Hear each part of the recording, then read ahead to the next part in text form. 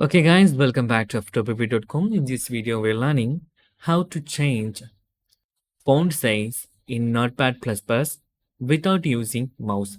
Okay, everyone is know that hold press Control button, just scroll up and scroll down your scroll button like this, scroll up and scroll down. The font size is changing like increasing and decreasing, so you can use without the mouse. Okay, it's very simple. Just press and hold Control button in your keypad. Then use plus or minus button to increase or decrease the font size. Just hold press Control button, then press the plus button. You can see our font size is increasing.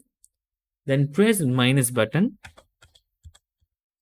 You can see our font size is decreasing.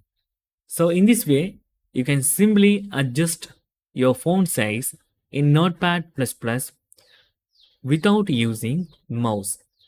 Okay, that's it guys. If you need any kind of Android or iPhone, please your Mac tutorial, just comment below. I will post your replies as videos so you can easily watch that.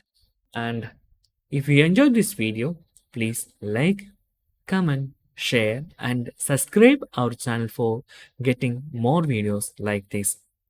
Thank you so much for watching. Have a nice day. Bye bye.